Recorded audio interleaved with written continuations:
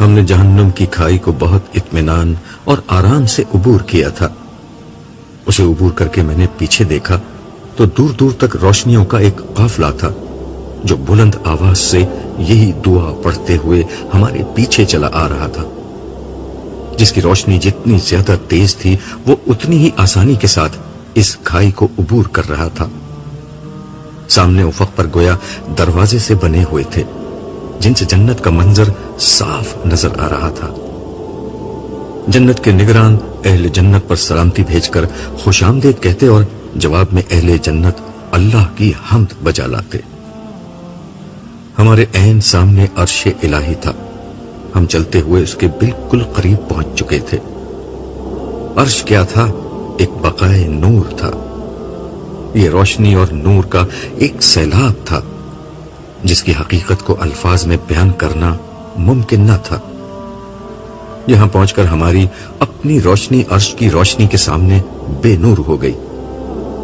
عرش کے گرد صف در صف فرشتوں کی قطاریں تھیں جو مؤدبانہ انداز میں ہاتھ باندھے الحمدللہ رب العالمین کا نغمہ جاں فضا بلند کر رہے تھے۔ ہم بالکل قریب پہنچے تو میں نے دیکھا کہ فرشتوں نے اپنے بیچ سے جگہ چھوڑ رکھی ہے جس سے گزر کر لوگ قطار در قطار عرش کے نیچے داخل ہو رہے ہیں۔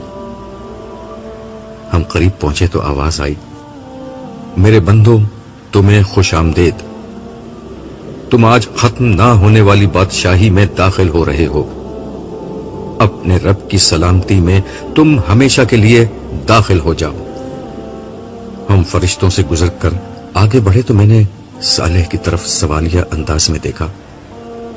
اس نے وضاحت کرتے ہوئے کہا، جنت کا راستہ عرش کے نیچے سے ہو کر داہنی طرف مڑ کر آئے گا، مگر ہم عرش کے نیچے کیوں جا رہے ہیں؟ براہ راست سیدھی طرف مڑ جائیں؟ صالح ہنس کر بولا، تم ہر بات وقت سے پہلے سمجھنا چاہتے ہو۔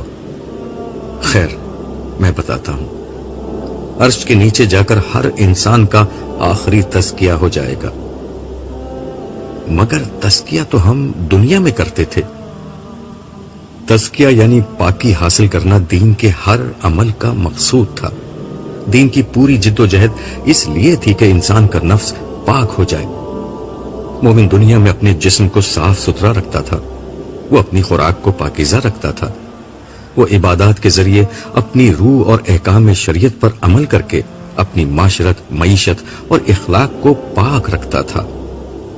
شیطانی ترغیبات، نفسانی خواہشات، حیوانی جذبات، یہ سب نجاستیں تھیں جن سے بچ کر بندہ مومن خود کو پاک رکھنے کی کوشش کرتا تھا۔ یہ دنیا میں اہل ایمان کی کوشش تھی جس کا بدلہ آج رب کی پاکیزہ جنت میں داخلے کی صورت میں دیا جا رہا ہے۔ لیکن اس پاک جنت میں داخلے سے قبل اللہ تعالیٰ خود اہل ایمان کو پاک کریں گے، جس کے بعد ان کی روح، جسم اور اخلاق ہر ناپاکی سے دھل جائے گا۔ کیا مطلب؟ مطلب یہ کہ تمہارا جسم جو دنیا میں خون، نجاست، بدبو اور دیگر ناپسندیدہ چیزوں سے بھرا ہوا تھا اب نور سے بھر جائے گا، جس کے بعد تمہارے جسم سے فضلات نکلیں گے، نہ بو آئے گی اور نہ بدبو دار پسینہ بہے گا۔ تمہارے سانس کے ساتھ خوشبو آئے گی، بولو براز کی جگہ خوشبودار پسینہ آئے گا۔ تمہارے کان، ناک، آنکھ، منہ اور جسم سے کوئی گندگی نہیں نکلے گی۔ اسی طرح تمہارے دل سے ہر منفی جذبہ جیسے حسد، تکبر، کینہ، پرائی عورت کے لیے شہوت، نفرت، تعصب وغیرہ ختم ہو جائیں گے۔ تمہاری سوچ، نظر، جسم اور روح سب پاکیزہ ہو جائیں گے۔ میں نے خوش ہو کر کہا، سبحان اللہ، پھر تو جینے کا لطف آ جائے گا۔ یہی نہیں بلکہ تمہاری صلاحیتیں اور طاقتیں غیر معمولی طور پر بڑھ جائیں گی۔ تمہیں نیند کی ضرورت ہوگی نہ آرام کی، تم تھکو گے نہ نڈھال ہوگے، بور ہوگے نہ بیزار ہوگے، ڈپریس ہوگے نہ ٹینشن کا شکار ہوگے۔ تم جتنا چاہو گے کھاؤ گے، جتنا چاہو گے پیو گے، تمہیں بدہضمی نہ ہوگی، نہ بیت الخلا جانے کی حاجت۔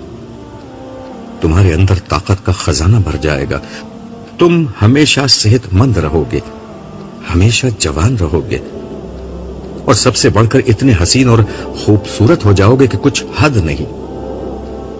یہ تمہاری چند اندرونی کیفیت کا بیان ہے، خارج کی نعمتیں اور درجات تو ابھی سامنے آنے ہیں۔ کیا سب کے ساتھ یہی ہوگا؟ ہاں، سب کے ساتھ یہی ہوگا، البتہ جس کے اعمال جتنے زیادہ اچھے ہوں گے اس کی طاقت، حسن اور کمال اتنا ہی زیادہ ہوگا۔ میرے منہ سے بے اختیار نکلا، الحمدللہ رب العالمین۔ ہم یہ گفتگو کرتے ہوئے عرش کے بالکل قریب پہنچ چکے تھے۔ صالح نے یہاں پہنچ کر مجھ سے کہا، عبداللہ اب میں تم سے جدا ہو رہا ہوں، تم یہاں داخل ہوگے تو جنت کے دروازے پر نکلو گے، میں وہیں دروغہ جنت کے ساتھ تمہیں مل جاؤں گا، تم اطمینان سے آگے بڑھو۔ یہ کہہ کر وہ رخصت ہو گیا۔ میں ایک لمحے کے لیے کھڑا سوچتا رہا، آخر اچانک میرے سامنے ایک دروازہ کھل گیا، آواز آئی، اے نفس مطمئنہ، اپنے رب کی طرف لوٹ آ، اس طرح کہ تو اس سے راضی ہے اور وہ تجھ سے، پھر داخل ہو جا میرے بندوں میں اور داخل ہو جا میری جنت میں۔ میں ان الفاظ سے حوصلہ پا کر آگے بڑھا اور دروازے کے اندر داخل ہو گیا۔ میری زبان پر بے اختیار یہ کلمات جاری تھے، اللہ اکبر، اللہ اکبر، لا الہ الا اللہ، واللہ اکبر، اللہ اکبر وللہ الحمد۔ اندر داخل ہوتے ہی مجھے یہ محسوس ہوا کہ میں ایک راہداری میں آگے بڑھ رہا ہوں۔ اندر داخل ہوتے ہی مجھے ایک بہت خوشگوار احساس ہو رہا تھا۔ میرا اندازہ تھا کہ یہ راستہ غیر محسوس طریقے پر دائیں سمت میں مڑ رہا ہے۔ میں کچھ ہی دور گیا تھا کہ اچانک رنگ و نور کے مرغونوں نے میرا احاطہ کر لیا۔ قوس و قزح کے رنگ میرے اطراف میں جگمگانے لگے۔ میں پورے سکون و اعتماد کے ساتھ آگے بڑھتا گیا۔ یکایک نور کی ایک چادر میرے آر پار ہو گئی، اس کے ساتھ ہی میرے وجود کا ریشہ ریشہ لطف و سرور کے احساس میں ڈوب گیا۔ مجھے لگا کہ میں ہواؤں میں اڑ رہا ہوں، میرا جسم بالکل بے وزن اور ہلکا ہو گیا۔ مجھے لگا کہ میرا جسم تحلیل ہو گیا ہے اور میں صرف روح کی شکل میں باقی ہوں۔ میں بے خود ہو کر آگے بڑھتا رہا۔ کچھ ہی دیر بعد پھر وہی دودیا راہداری میرے سامنے تھی اور میں اس میں چلا جا رہا تھا، مگر اب میرے احساسات میں زمین و آسمان کا فرق آ چکا تھا۔ مجھے لگ رہا تھا کہ میں بدل کر کچھ سے کچھ ہو چکا ہوں۔ قوت، طاقت، سکون و اطمینان اور اعتماد کی ایک ناقابل بیان کیفیت تھی جس میں میں چلا جا رہا تھا کہ اچانک مجھے ٹھہرنا پڑا۔ میرے سامنے ایک ایسا مقام تھا جہاں سے 8 راستے نکل رہے تھے۔ ہر راستے پہ یہ درج تھا کہ یہ راستہ جنت کے کس دروازے پر نکلے گا۔ میں یہ پڑھنے کی کوشش کر رہا تھا کہ کیا لکھا ہے۔ ایک آواز آئی، شہداء کے دروازے سے اندر چلے جاؤ۔ میں نے غور کیا تو دائیں طرف پہلا دروازہ انبیاء کا تھا اور اس کے برابر میں دوسرا دروازہ صدیقین اور پھر شہداء کا دروازہ تھا۔ میں اسی میں داخل ہو گیا۔ یہ بھی ایک راہداری تھی جو ایک دروازے پر ختم ہو رہی تھی۔ میں اس دروازے سے باہر آ گیا۔ اس سے پہلے کہ میں باہر نکل کر کسی چیز کا جائزہ لیتا، میں نے اپنے سامنے صالح کو موجود پایا۔ اس کے ساتھ ایک فرشتہ کھڑا ہوا تھا۔ صالح کے بجائے اس نے آگے بڑھ کر میرا استقبال کیا اور کہا، السلام علیکم، ہمیشہ باقی رہنے والی جنت کی اس بستی میں آپ کو خوش آمدید۔ صالح نے مجھے آپ کا نامہ اعمال دیا جس میں آپ کا نام عبداللہ بیان ہوا ہے، مگر اس کے ساتھ اعزازات اتنے لکھے ہوئے تھے کہ سمجھ میں نہیں آتا کہ آپ کو کیا کہہ کر مخاطب کروں۔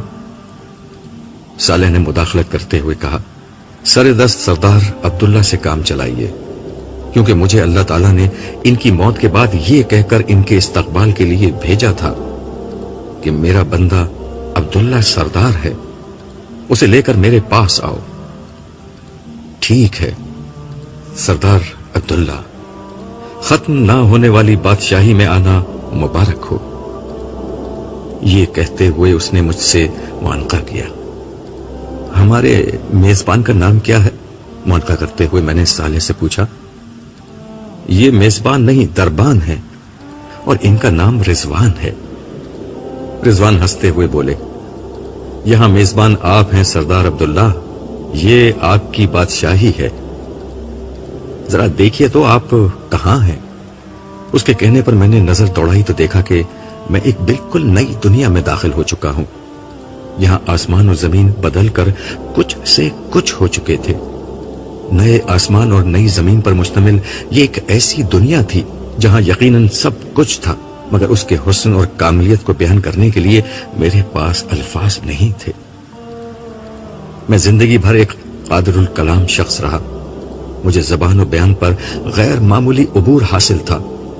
الفاظ میری دہلیز پر سجدہ کرتے اور اسالیب مجھ پر القا ہوتے۔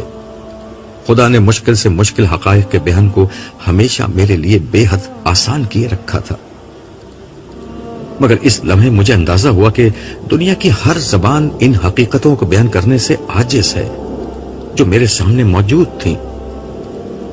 میں بالکل اسی کیفیت میں تھا جو پتھر کے زمانے کے کسی انسان پر صنعتی دور کے کسی جدید شہر میں اچانک آ کر طاری ہو سکتی تھی۔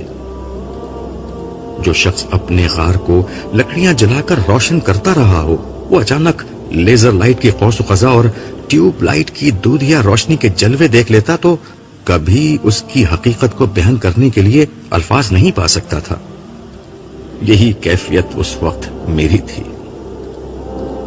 صالح میری بے خودی دیکھ کر بولا، سردار عبداللہ، بے خود ہونے کے لیے ابھی بہت کچھ ہے، بہتر ہے کہ آپ اپنی منزل کی طرف چلیے۔ رضوان نے ایک راستے کی طرف اشارہ کرتے ہوئے کہا، چلیے، آپ کی رہائش گاہ کا علاقہ اس سمت میں ہے۔ ہم آگے بڑھے۔ ایک دبی سرخ رنگ کا قالین اس راستے میں بچھا ہوا تھا۔ ہم اس پر چلنے لگے۔ اس راستے میں دونوں سمت فرشتوں کی قطار تھی جو ہاتھوں میں گلدستے لیے، ریشمی رومال لہراتے، پھولوں اور خوشبوؤں کا چھڑکاؤ کرتے، سلام و مرحبا کہتے میرا استقبال کر رہے تھے۔ یہ ایک طویل راستہ تھا جو دور تک چلتا چلا جا رہا تھا۔ بچپن میں تصوراتی پرستان اور کوقاف کی کہانیاں شاید سب سنتے پڑھتے ہیں۔ یہ راستہ ایسے ہی کسی پرستان پر جا کر ختم ہو رہا تھا۔ دور سے اس پرستان کی بلند و بالا تعمیرات نظر آ رہی تھیں۔ یہ عالیشان عمارات اور شاندار محلات کا ایک منظر تھا جو سبزے سے لدے پہاڑوں، اس کے دامن میں پھیلے پانی کے فرش اور نیلگو آسمان کی چھت کے ساتھ ایک خیالی دنیا کی تصویر لگ رہا تھا۔ میں نے رضوان سے پوچھا، اس وقت ان گنت لوگ جنت میں داخل ہو رہے ہیں، آپ کے پاس کیا اتنا فارغ وقت ہے کہ سب کو چھوڑ کر میرے ساتھ آ گئے ہیں؟ وہ ہنس کر بولے، یہاں وقت رکا ہوا ہے، آپ یوں سمجھیں کہ دو جنتی جو ایک کے بعد ایک کر کے اندر داخل ہو رہے ہیں، ان کے اندر آنے میں کافی وقفہ ہوتا ہے، اور جو جنتی ذرا کم درجے کے ہیں وہ تو مہینوں اور برسوں نہیں، صدیوں کے فرق سے اندر آئیں گے۔ میں نے صالح کی سمت دیکھ کر کہا، نائمہ؟ میری بات کا جواب رضوان نے دیا، سردار عبداللہ، آپ تو بہت پہلے اندر آ گئے ہیں، آپ کی اہلیہ محترمہ نائمہ اور دیگر لوگ کچھ عرصے ہی میں یہاں آ جائیں گے، مگر اس وقت میں آپ کے کرنے کا یہاں بہت کام ہے۔ آپ کو اپنی جنت، اپنی اس دنیا، اس کی بادشاہی، یہاں کے خدام اور دیگر متعلقہ لوگوں سے واقفیت حاصل کرنی ہے۔ اچھا، یہاں اور کون ہے؟ دیکھیے، یہ آپ کے خدام میں سے چند نمایاں لوگ کھڑے ہیں۔ رضوان کی توجہ دلانے پر میں نے دیکھا کہ فرشتوں کے بعد قطار میں دونوں سمت ایسے لڑکے کھڑے تھے جو اپنی ٹین ایج کی ابتدا میں تھے۔ مجھے اندازہ ہو گیا کہ یہ غلامان ہیں، اور یہی وہ لڑکے ہیں جن کے لیے قرآن نے موتیوں کی اصطلاح استعمال کی تھی۔ یہ واقعتاً ایسے ہی تھے۔ بلکہ شاید موتیوں سے بھی زیادہ شفاف اور چمکتے ہوئے۔ مجھے اندازہ ہوا کہ قرآن مجید نے جن حقائق کو بیان کرنے کی ذمہ داری اٹھائی تھی، انسانی زبانیں ان کے بیان کے لیے اسالیب، تشبیہات اور استعاروں کا کتنا مختصر سرمایہ اپنے اندر لیے ہوئے تھی۔ آج جو حقائق سامنے تھے وہ بیان کرنے کے نہیں، صرف دیکھنے اور محسوس ہونے کی چیز تھے۔ یہ غلامان بھی ایک ایسی ہی حقیقت تھے۔ فرشتوں کی طرح غلامان بھی پرجوش انداز میں میرا استقبال کر رہے تھے۔ البتہ جیسے ہی میں ان کے قریب پہنچتا، وہ گھٹنوں کے بل بیٹھ کر اپنا سر جھکا دیتے۔ یہ موتیوں کی ایک لڑی تھی جو میرے استقبال میں بچھی جا رہی تھی۔ قطار جب کافی طویل ہو گئی تو میں نے صالح سے کہا، بھائی یہ نمایاں لوگ ہی اتنی تعداد میں ہیں تو کل خدام تعداد میں کتنے ہوں گے؟ اور اتنے لوگوں کا میں کیا کروں گا؟ صالح کے بجائے رضوان نے، جو اسرار جنت سے زیادہ واقف تھے، جواب دیا، آپ زمین سے آسمانوں تک پھیلی ہوئی ایک عظیم بادشاہی کے سربراہ ہیں۔ ان گنت کام ہیں جو آپ کو اس نئی زندگی میں اللہ تعالی کی طرف سے تفویض کیے جائیں گے۔ آپ ان کاموں کے لیے ان خدام کو استعمال کریں گے۔ یہ آپ کی ذاتی خدمت سے لے کر آپ کی عظیم سلطنت کی بیوروکریسی اور انتظامیہ تک کے سارے فرائض سر انجام دیں گے۔ تو گویا جنت میں بھی عیش و فراغت کی جگہ نہیں ہے، یہاں بھی کام کرنا ہوگا۔ میں نے ہنستے ہوئے تبصرہ کیا، آپ بے فکر رہیں، یہاں کام مشقت نہیں، عیش ہوگا۔ باقی جس عیش و فراغت کو لوگ دنیا میں ڈھونڈتے تھے اس کی بھی یہاں کوئی کمی نہیں ہے۔ مگر یہ کام ہوگا کیا؟ میں تو یہ جانتا ہوں کہ آپ نے بادشاہی میں پیش آنے والے مسائل کے بغیر بادشاہی کرنی ہے۔ باقی اصل حقیقت تو صرف اللہ تعالیٰ جانتے ہیں، اور وہ دربار کے دن یہ ساری باتیں آپ کو براہ راست خود بتا دیں گے۔ ہم کچھ دور اور چلے تو صالح نے کہا، اب حوریں آ رہی ہیں۔ صالح کے اس جملے کے ساتھ ہی مجھے حوروں کے بارے میں اس کی وہ شاعرانہ تعریف یاد آ گئی جو اس نے میدان حشر میں کی تھی۔ میں اس وقت صالح کی باتوں کو مبالغہ سمجھا تھا، اب محسوس ہوا کہ اس کے بیان میں مبالغہ نہیں، کچھ کمی تھی۔ حقیقت اس سے کہیں زیادہ برتر تھی۔ ہم جیسے ہی ان کے قریب پہنچے تو غلامان کے برخلاف انہوں نے ایک مختلف کام کیا۔ وہ گھٹنوں کے بل بیٹھنے کے بجائے دو زانوں بیٹھی اور کمر کو خم دے کر سر جھکا دیا۔ میں نے رک کر صالح سے پوچھا، یہ کیا کر رہی ہیں؟ یہ دیدہ دل فرش راہ کر رہی ہیں۔ اس نے ہنستے ہوئے کہا۔ رضوان نے وضاحت کرتے ہوئے کہا، اصل میں انہوں نے آپ کے قدموں کو راحت پہنچانے کے لیے اپنے بال فرش پر بچھائے ہیں، اسی لیے یہ اسی طرح جھکی ہوئی ہے۔ اس کے کہنے پر میں نے غور کیا کہ وہ اس طرح سر کو جھٹکا دے کر جھک رہی ہیں کہ دونوں سمتوں سے ان کے بال زمین پر بچھ کر ایک ریشمی فرش بناتے جا رہے ہیں۔ حسن کی یہ ادا میں نے زندگی میں پہلی دفعہ دیکھی تھی۔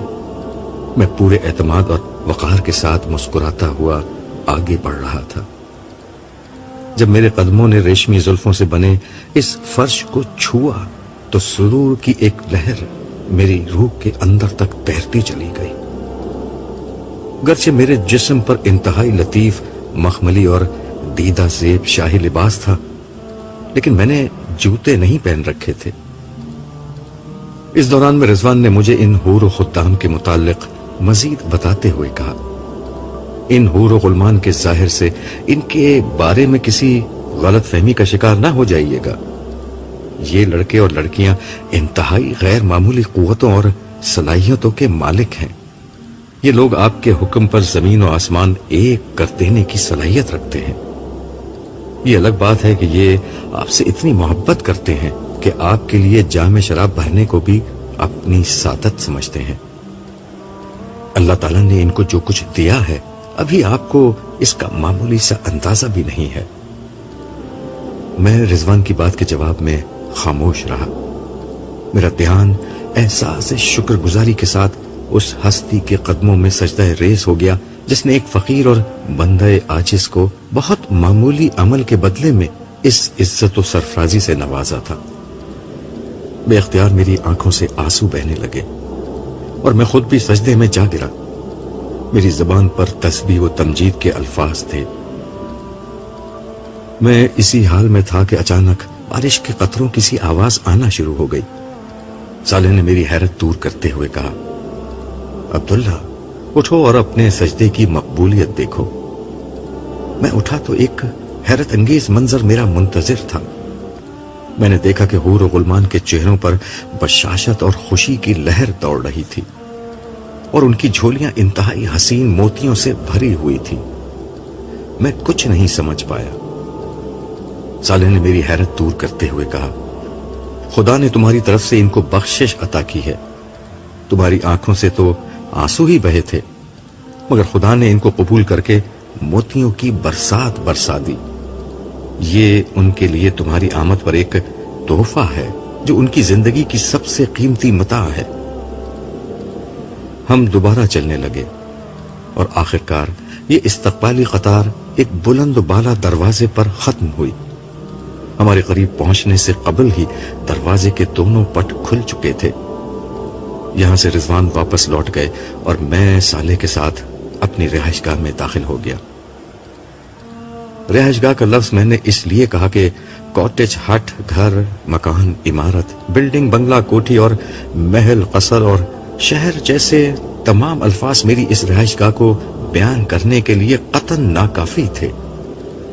یہ تا حد نظر پھیلا ہوا ایک وسیع علاقہ تھا جو سر سبز پہاڑوں، ان پر فلک بوس محلات، ان کے دامن میں میلوں پھیلے باغات، ان کے نیچے بہتی ندیوں اور دریاؤں کا ایک ایسا مجموعہ تھا جن کے بیان کے لیے شاید الفاظ تو وہی ہیں جو میرے ذہن میں تھے، مگر ان کی حقیقت، ان کا حسن اور ان کی شان و شوکت ایک بالکل مختلف چیز تھی۔ میں نے اس وسیع منظر نامے پر نظر ڈالتے ہوئے صالح سے دریافت کیا، اتنے سارے محلات میں سے میری رہائش گاہ کون سی ہے؟ اس نے ہنستے ہوئے کہا، یہ محلات تمہاری رہائش گاہ نہیں، یہ تمہارے قریبی خدام کی رہائش گاہ ہے۔ تمہاری رہائش یہاں سے کافی دور ہے، تم چاہو تو پیدل بھی جا سکتے ہو، مگر بہتر ہے کہ اپنی سواری میں جاؤ۔ یہ کہہ کر اس نے ایک طرف بڑھنے کا اشارہ کیا۔ میں نے اس سمت دیکھا تو ایک انتہائی شاندار مگر قدرے چھوٹا سا گھر بنا ہوا تھا۔ چھوٹا اس دنیا کے حساب سے تھا، وگرنہ پچھلی دنیا کے اعتبار سے یہ کوئی عظیم الشان محل جتنا وسیع تھا۔ مگر عجیب بات یہ تھی کہ صالح توجہ نہ دلاتا تو میں کبھی اس کی موجودگی محسوس نہیں کر سکتا تھا، کیونکہ یہ مکمل طور پر شیشے کا بنا ہوا اور اتنا شفاف تھا کہ اس کے آر پار سب کچھ نظر آ رہا تھا۔ صالح آگے بڑھا تو میں اس کے پیچھے اس خیال سے چلا کہ اس گھر میں کوئی گاڑی وغیرہ جیسی سواری کھڑی ہوگی، مگر وہ سیدھا مجھے اس گھر کے وسط میں موجود ایک کمرے میں لے گیا جہاں ہیرے جواہرات سے مرصع شاہانہ انداز کی عالی شان نشستیں نصب تھیں۔ صالح نے مجھے اشارے سے بیٹھنے کے لیے کہا، پھر وہ بولا، یہ تمہاری سواری ہے، تمہیں تمہاری منزل تک پہنچا دے گی۔ میں تمہیں تنہا چھوڑ رہا ہوں تاکہ تمہیں یہ معلوم ہو جائے کہ یہاں کے اصل بادشاہ تم ہو۔ تمہیں کسی سہارے، کسی خادم اور کسی فرشتے کی مدد کی کوئی ضرورت نہیں ہے۔ تم جو چاہو گے وہ خود بخود ہو جائے گا۔ اب میں تمہیں تمہارے گھر میں ملوں گا۔ قبل اس کے کہ میں کچھ کہتا وہ باہر نکل گیا۔ صالح کی اس بات پر میں شوق میں آ گیا تھا، بلکہ سچی بات تو یہ ہے کہ جنت میں داخلے کے بعد سے میں ایک مسلسل شوق کی حالت میں تھا۔ ہر لمحے ملنے والی مسرت آمیز صدمات نے مجھے قدرے معاف کر دیا تھا۔ تاہم کچھ دیر میں خود کو سنبھال کر میں سوچنے لگا کہ میں کہاں ہوں اور کیوں ہوں، اور یہ کہ صالح نے مجھ سے ابھی کیا کہا تھا۔ صالح کے الفاظ کو میں نے ذہن میں دہرایا اور اس کی بات کا مطلب سمجھ میں آتے ہی مجھ میں انتہائی غیر معمولی اعتماد پیدا ہو گیا۔ مجھے لگا کہ میری بادشاہی اس لمحے سے شروع ہوتی ہے۔ تاہم سوال یہ تھا کہ یہ گھر یا سواری چلے گی کیسے؟ میں نے دل میں سوچا کہ صالح نہیں ہے تو کیا ہوا، وہ رب تو اس لمحے بھی میرے ساتھ ہے جو دنیا میں زندگی بھر میرے ساتھ رہا تھا۔ اس کے ساتھ ہی مجھے بے اختیار قرآن کریم کا یہ بیان یاد آ گیا کہ جنت میں بندوں کی ہر درخواست سبحان اللہ کہنے سے پوری ہو جایا کرے گی۔ میں نے دھیرے سے کہا سبحان اللہ۔ اس کے ساتھ ہی یہ گھر جو ایک سواری تھا خود بخود فضا میں بلند ہونے لگا۔ میں خوشی سے کھلکھلا اٹھا اور میں نے زور سے پکار کر کہا بسم اللہ مجریہا و مرساہا۔ یہ پیغمبر نوح علیہ السلام کے الفاظ تھے جو آپ نے اپنی کشتی میں بیٹھ کر کہے تھے۔ میری سواری دھیرے دھیرے ایک سمت بڑھنے لگی۔ میں خاموشی سے سر ٹکا کر نیچے پھیلے ہوئے حسین مناظر سے لطف اندوز ہونے لگا۔ گھر دھیرے دھیرے اڑ رہا تھا۔ مجھے محسوس ہوا کہ نیچے شام سا دھندلا پھیلنے لگا ہے۔ کچھ ہی دیر میں ہر طرف مکمل تاریکی چھا گئی۔ اس کے ساتھ ہی شیشے کا یہ گھر دودھیا رنگ کی اس روشنی سے جگمگا اٹھا جس کا ماخذ اور منبع کہیں نظر نہ آتا تھا۔ اندھیرے میں میرا سفر جاری تھا۔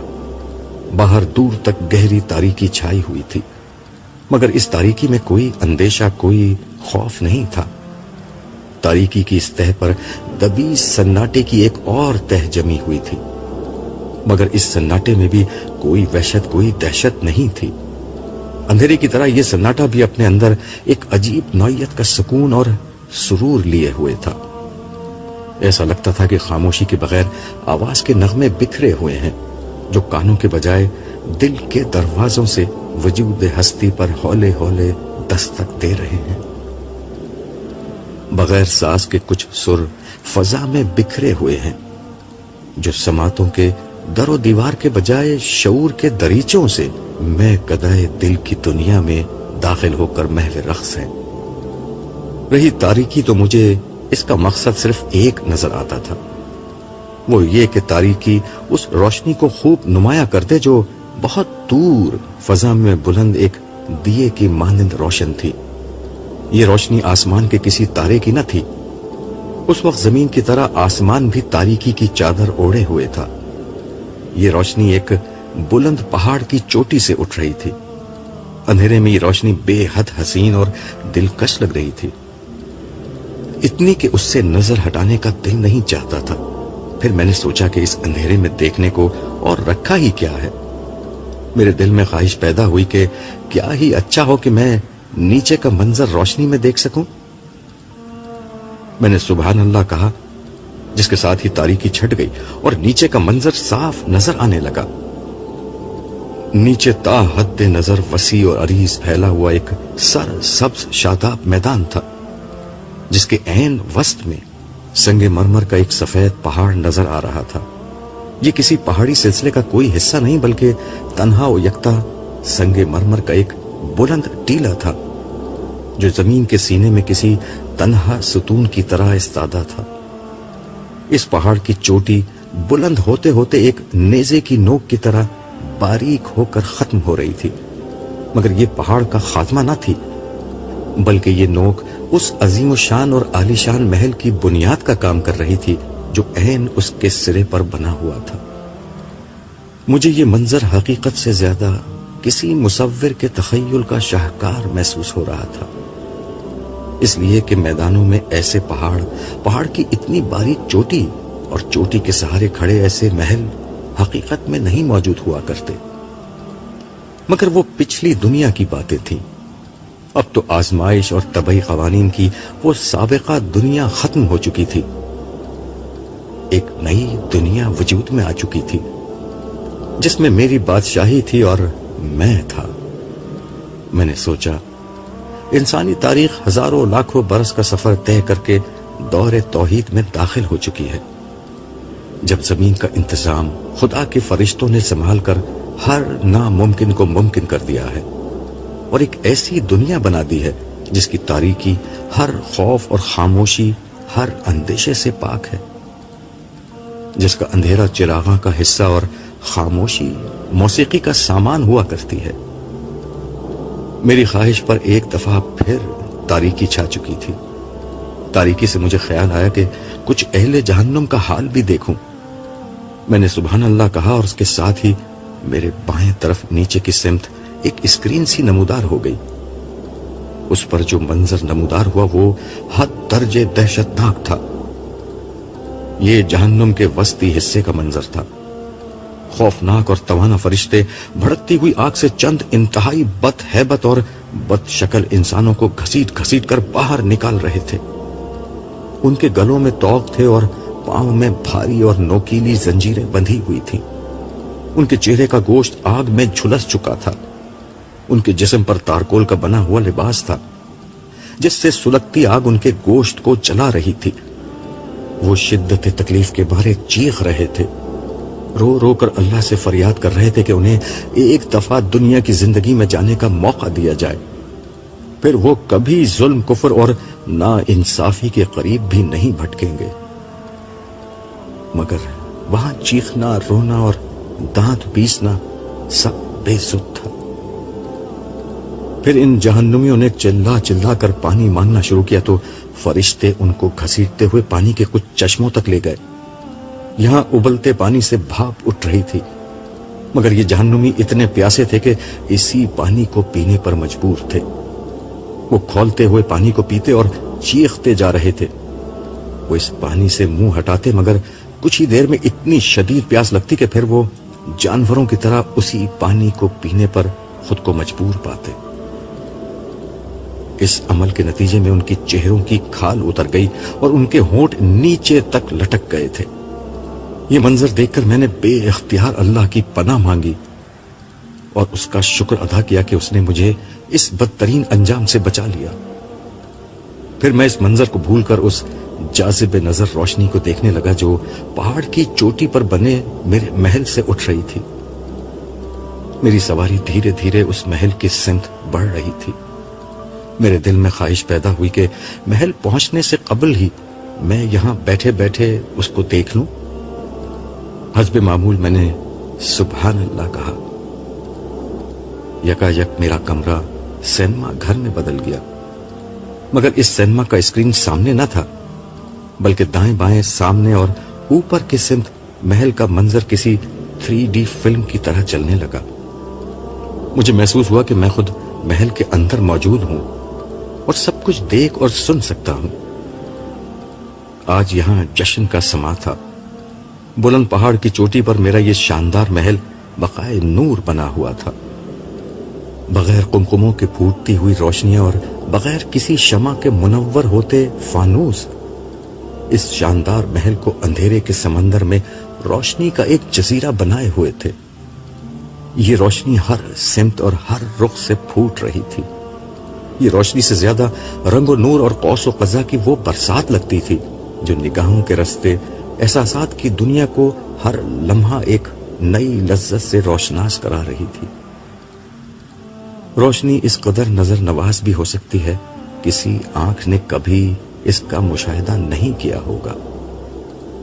وقفے وقفے سے یہاں نغمہ آنکھ کا ترنم چھڑتا اور دلوں کے تار چھیڑتا ہوا فضا میں بکھر جاتا۔ موسیقی اس قدر مدہوش کن بھی ہو سکتی ہے کسی سماعت کو کبھی اس کا گمان نہ گزرا ہوگا۔ فضا میں نغمگی کی لہریں ہی معجزہ نہ تھیں، بلکہ دھیمی دھیمی خوشبو کی مہک بھی فضا کو معطر بنائے ہوئے تھی۔ خوشبو اس قدر فرحت انگیز بھی ہو سکتی ہے کسی انسان نے کبھی اس کا تصور نہ کیا ہوگا۔ وسیع و عریض محل کی راہداریوں پر خدام کی چہل پہل بکھرے موتیوں کا منظر پیش کر رہی تھی۔ ان کے چہروں پر روشنی، لباس میں خوبصورتی، گفتار میں دلکشی اور انداز میں مستدی تھی۔ ان خدام کی منزل محل کے کونے پر بنا وسیع و عریض باغ تھا۔ یہ باغ کیا تھا؟ سبزے، پھولوں اور درختوں کا ایک ایسا گلدستہ تھا جس نے اپنے حسن سے چمن بندی کی ہر انتہا کو مات دے دی تھی۔ ہزارہ رنگ اس باغ میں بکھرے ہوئے تھے۔ صرف ایک سبز رنگ نے اتنی مختلف شکلوں میں اپنا ظہور کیا تھا کہ انہیں گنا نہ جا سکتا تھا۔ بلند و بالا درخت اور ان پر لگے ان گنت اقسام کے پھل، ہر درخت پر مختلف رنگ کے پتے، ہزارہ طرح کے پودے جن پر لگے ہوئے رنگ برنگے پھول و کلیاں، پھر یہ سب کچھ بے ترتیب نہ تھا، بلکہ اصل حسن اس ترتیب میں ہی تھا جس کے ساتھ ان درختوں، پودوں اور پھولوں کو منظم کیا گیا تھا۔ یہ باغ کسی شاعر کی دل آویز غزل کی طرح تھا، جس میں منتشر الفاظ کو وزن، قافیے اور ردیف کے نظم میں پرو کر ایک شاہکار تخلیق کیا جاتا ہے۔ اس حسین و جمیل باغ کے حسن میں وہ راستے اور روشیں قیامت ڈھا رہی تھیں جو یاقوت، موتی، زمرد، نیلم اور فیروزے جیسے قیمتی پتھروں کے سنگ ریزوں سے بنائی گئی تھیں۔ اس پر مزید وہ نہریں تھیں جو باغ کے درمیان بہتی ہوئی آنکھوں کو احساس لطافت اور ان کے بہنے کی آواز کانوں کو سرور بخش رہی تھی۔ ان نہروں میں کسی میں سفید دودھ، کسی میں جھاگ اڑاتا بے آمیز پانی، کسی میں سرخ ارغوانی شراب اور کسی میں بہتے شہد کی موجیں رواں تھیں۔ ہر نہر سے ایک منفرد نوعیت کی خوشبو اٹھ رہی تھی جو قریب جانے والے کو اپنے سحر میں جکڑ لیتی۔ نہروں کے ساتھ اور درختوں کے نیچے جگہ جگہ بیٹھنے والوں کے لیے ہیرے اور جواہرات سے جڑے ہوئے تخت، شاہانہ نشستیں، دبیس قالین اور آرام دہ تکیے رکھے ہوئے تھے۔ خوبصورت روشوں، دلکش نہروں، خوش رنگ پھولوں، خوش نما پتوں اور خوش ذائقہ پھلوں کا نذرانہ پیش کرتا ہوا یہ باغ چاروں طرف سے کھلا ہوا تھا۔ یہاں گہری مگر خوشگوار خنکی چھائی ہوئی تھی۔ کبھی کبھی ہوا کا کوئی جھونکا اٹھتا اور کسی نئی خوشبو سے اس خنکی کو معطر کر دیتا۔ باغ سے دور تک نظارہ بالکل صاف نظر آ رہا تھا۔ باہر جو اندھیرا ہر منظر کو نگل رہا تھا، یہاں حیرت انگیز طور پر اس کا کوئی اثر محسوس نہ ہوتا تھا۔ دور تک ایک عظیم الشان شہر کی بلند عمارات اور ان میں جگمگاتی روشنیاں تھیں جو رات کے چمکتے ہوئے جگنوؤں کا منظر پیش کر رہی تھیں۔ آسمان پر بھی چھوٹے چھوٹے تارے جگمگا رہے تھے جن کی دودھیا روشنی نے سیاہ آسمان کو اور حسین بنا دیا تھا۔ ایک سمت میں ایک جگمگاتی ہوئی روشنی تھی جو آہستہ آہستہ حرکت کرتے ہوئے محل کی سمت بڑھ رہی تھی۔ مجھے معلوم ہو گیا کہ یہ دراصل میری ہی سواری تھی، جیسے خدا کی قدرت سے اندر بیٹھا ہونے کے باوجود میں باہر سے محل کی طرف بڑھتا ہوا دیکھ رہا تھا۔ باغ کے ایک حصے میں نے سالے کو بیٹھے ہوئے دیکھا اور دل میں سوچا کہ موصوف مجھ سے پہلے ہی یہاں پہنچ چکے ہیں۔ وہ جس جگہ بیٹھا ہوا تھا وہ غالباً باغ کا خوبصورت ترین حصہ تھا۔ اس کے ارد گرد فرش شفاف شیشے کی طرح تھا۔ فرش اتنا شفاف تھا کہ دور تک نیچے کا منظر صاف نظر آ رہا تھا۔ فرش کے نیچے ایک ڈھلتی ہوئی حسین شام کا منظر تھا جس میں سرسبز گھاس اور رنگین پھولوں سے ڈھلے میدان اور ان کے بیچ میں بہتے دریا انتہائی خوش منظر نظارہ پیش کر رہے تھے۔ یہاں سے نظر نیچے دوڑانے پر ایک حسین شام نظر آتی تو ارد گرد ایک مہکتی اور چمکتی ہوئی شب کا منظر تھا۔ نیچے اگر دریا بہ رہے تھے تو اوپر درختوں کی پھلوں سے لدی ڈالیاں تھیں جو اشارہ پا کر نیچے آنے اور من پسند میووں کا نذرانہ پیش کرنے کے لیے بے قرار تھیں۔ کچھ خدام ایک کونے پر پرندوں اور جانوروں کا گوشت سلگتی انگیٹھیوں پر بھون رہے تھے۔ ان سے اٹھنے والی اشتہا انگیز خوشبو اس لذت اور ذائقے کا اعلان عام تھی جو کھانے والوں کی بھوک کو کبھی بجھنے نہیں دیتی تھی۔ ساتھ ہی شیشے سے زیادہ شفاف مگر چاندی کے بنے ہوئے جام و سبور اور پیالہ و ساغر بہت نفاست اور خوبصورتی سے رکھے ہوئے تھے، اس انتظار میں کہ محفل کرم ہو اور وہ ساقی گری کی خدمت سے اپنے مالک کے ذوق طلب کی تسکین کریں۔ میں یہ منظر دیکھنے میں محو تھا اور مجھے احساس ہو رہا تھا کہ یہ سب کچھ میرے لیے اجنبی نہیں ہے۔ مجھے یاد آیا کہ میں برزخ کی زندگی میں ان مناظر کو دیکھ چکا تھا۔ اسی اثنا میں مجھے محسوس ہوا کہ سواری کی رفتار دھیمی ہو رہی ہے۔ میں نے اشارہ کیا اور اسکرین غائب ہو گئی۔ میری سواری منزل مقصود پر پہنچ رہی تھی۔ بلندی سے یہ جگمگاتا ہوا محل اتنا حسین لگ رہا تھا کہ میرا دل چاہا کہ میں یہاں ٹھہر کر یہ منظر دیکھتا رہوں۔ اس منظر سے لطف اندوز ہونے کے لیے میں نے محل کے اطراف میں 2-3 چکر لگائے۔ پھر مجھے خیال آیا کہ سالے نیچے میرا منتظر ہے۔ اس لیے میں نے اترنے کا فیصلہ کیا۔ میری یہ سواری یا شیش محل اسی جگہ دھیرے سے اتر گیا جہاں صالح موجود تھا۔ میں باہر نکلا تو صالح نے ایک مسرت آمیز ہنسی کے ساتھ میرا استقبال کیا اور پھر بولا، میں یہ سمجھ رہا تھا کہ تم اسے عرش سمجھ کر اس کا طواف کر رہے ہو۔ اچھا ہوا تم نے 7 چکر نہیں لگائے۔ اس کے دلچسپ تبصرے پر میں خود بھی اس کی ہنسی میں شریک ہو کر اس سے بغلگیر ہو گیا۔ پھر وہ مجھ سے علیحدہ ہوتے ہوئے بولا، تم پہلے اپنے محل کا معائنہ کرو گے یا کھانے پینے کا ارادہ ہے؟ میں تو اس رہائش گاہ کے حسن سے مبہوت ہو کر رہ گیا ہوں۔ میں سوچ بھی نہیں سکتا تھا کہ خوبصورتی اس طرح بھی تخلیق کی جا سکتی ہے۔ عبداللہ، یہ تو صرف آغاز ہے۔ اس وقت سے لے کر دربار والے دن تک جو کچھ بھی تم دیکھو گے، قرآن ان سب کو نزل یعنی ابتدائی مہمان کا سر و سامان کہتا ہے۔ جو کچھ اس کے بعد ملے گا وہ تو نہ کسی کان نے سنا، نہ کسی آنکھ نے دیکھا، اور نہ کسی دل پر کبھی اس کا خیال گزرا ہے۔ تم ٹھیک کہتے ہو، یہ باتیں قرآن و حدیث میں بیان ہوئی تھیں، مگر جنت اس سے مختلف ہے جو نقشہ قرآن مجید میں بیان ہوا ہے۔ میرا مطلب ہے کہ یہ اس بیان سے کہیں زیادہ خوبصورت جگہ ہے۔ اس کا سبب یہ ہے کہ جنت کا قرآن میں ذکر نزول قرآن کے وقت اہل عرب کے ذہنوں میں پائے جانے والے عیش و عشرت کے اعلیٰ نمونے کے پس منظر میں ہوا تھا۔ یعنی جن چیزوں کو اہل عرب زیادہ بڑی نعمت سمجھتے تھے اسی کو بیان کر دیا گیا۔ وہ آدمی بے وقوف ہوگا جو جنت کو صرف انہی تک محدود سمجھے گا۔ تم صحیح کہتے ہو، زمانہ نزول قرآن کے عرب تو شاید ان بہت سی نعمتوں کا اندازہ بھی نہ کر سکتے تھے جو میرے زمانے یعنی انفارمیشن ایج میں ایجاد ہو چکی تھی۔ قرآن مجید نے ان عربوں کی رعایت سے زرعی دور کی رفاہیت اور عیش و عشرت کا نقشہ کھینچا تھا۔ لیکن بھائی، جس سواری میں سوار ہو کر میں آیا ہوں اس نے تو میرے تخیل کو بھی شکست دے دی۔ اس طرح کی بہت سی چیزیں تم ابھی اور دیکھو گے۔ خیر، یہ بتاؤ اب کیا ارادہ ہے؟ میں اس کی بات سنی انسنی کرتے ہوئے ارد گرد پھیلے ہوئے حسین ماحول میں کھو گیا۔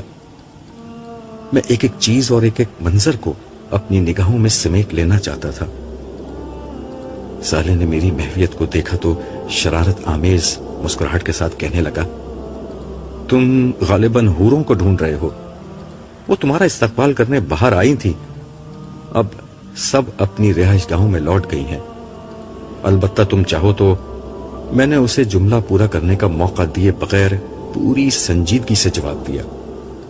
میرے زمانے میں انسانیت کے 2 امام ہوا کرتے تھے، ایک امام کارل مارکس جو پیٹ کی زندگی کو اصل بتاتے تھے، اور دوسرے امام فرائڈ جو میں جملہ ادھورا چھوڑ کر لمحے بھر کے لیے رکا، جس پر صالح نے ایک زوردار قہقہہ لگایا۔ میں نے بھنے ہوئے گوشت کی اشتہا انگیز خوشبو کو سونگتے ہوئے کہا، میں سر دست امام کارل مارکس کی پیروی کا ارادہ رکھتا ہوں۔ دنیا میں تمام انسانوں کی زندگی وقت کی غلامی میں گزرا کرتی تھی۔ وقت کا پہیہ لمحوں، ساتوں، ایام اور ماہوں سیال کی گردشیں طے کرتا آگے بڑھا کرتا تھا۔ پہروں اور موسموں کی تبدیلی سے وقت کے گزرنے کا احساس ہوا کرتا تھا، مگر اب میں جس دنیا میں تھا وہاں وقت غلام تھا اور انسان آقا۔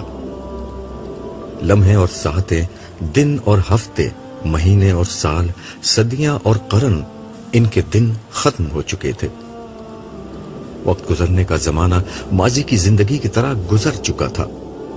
وقت و زمانے کے آثار قدیمہ میں سے اب جو کچھ باقی تھا وہ صرف پہر اور موسم تھے، اور وہ بھی تمام تر ہمارے اختیار میں۔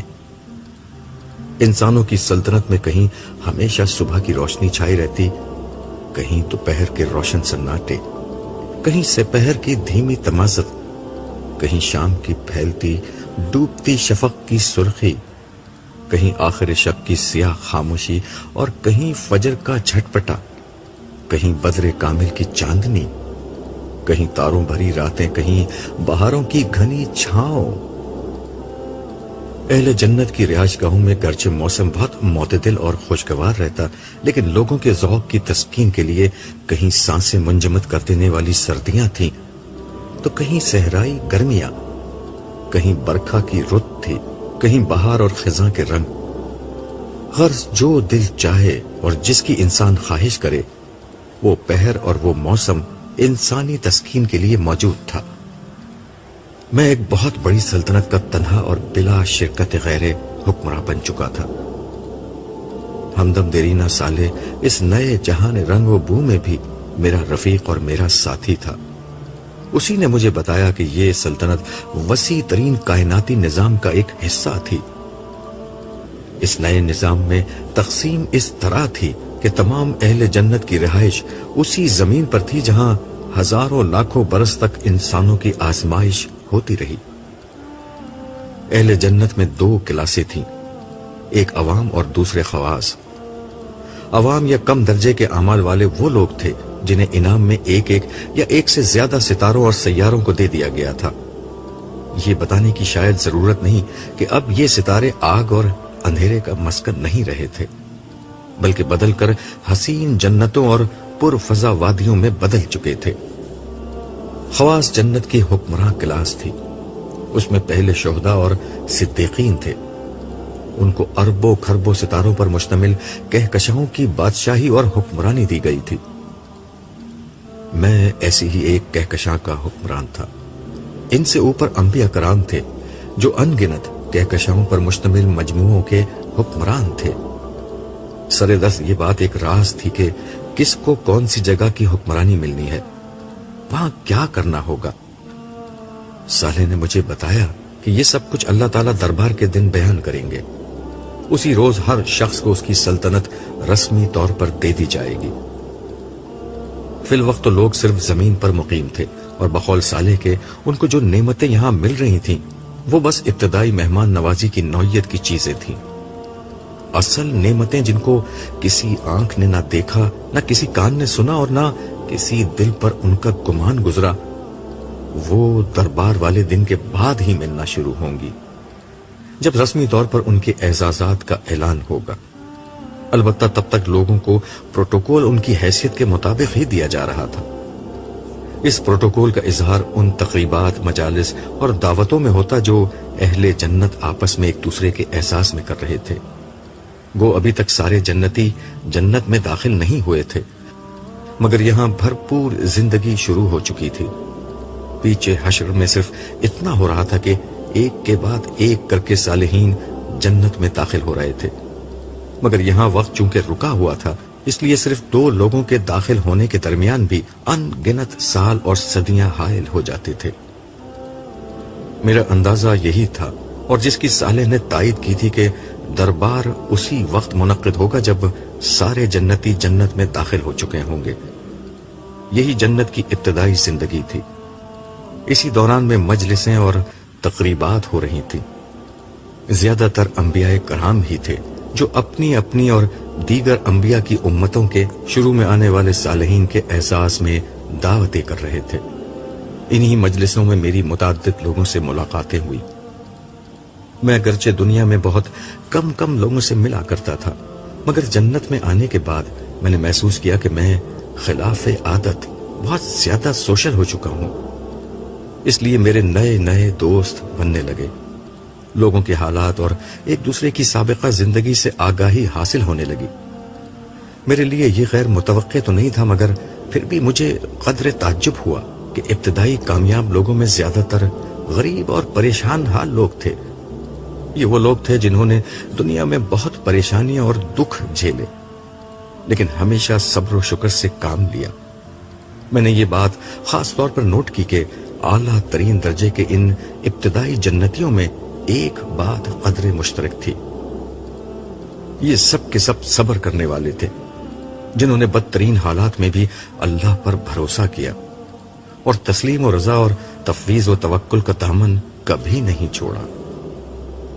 اسی دوران میں ایک روز صالح نے میری ملاقات میرے والدین سے کرائی۔ میرے والدین کا انتقال میری پیدائش کے فوراً بعد ایک حادثے میں ہو گیا تھا، مگر جب تک وہ زندہ رہے پیکر و وفا و طاعت بن کر رہے۔ وہ مجھے بھی خدمت رب کے لیے وقف کرنا چاہتے تھے، مگر ایک ناگہانی حادثے نے انہیں مہلت نہ دی۔ تاہم رب کریم نے اپنے صالح بندوں کی لاج رکھی۔ مشیت الہی زندگی بھر ایک یتیم کے لیے ایسے مواقع پیدا کرتی رہی کہ میرے لیے وہ بننا ممکن ہو گیا جو وہ چاہتے تھے۔ آج جنت میں آنے کے بعد مجھ پر یہ انکشاف ہوا کہ میں جو کچھ بھی تھا اس کا بنیادی سبب میرے والدین تھے، اور ان کی نیت کی بنا پر میرے ہر عمل سے ایک حصہ ان کو ملا تھا۔ یوں میرے اپنے والدین سے ملاقات رب کی رحمتوں کا ایک اور تعارف بن گئی۔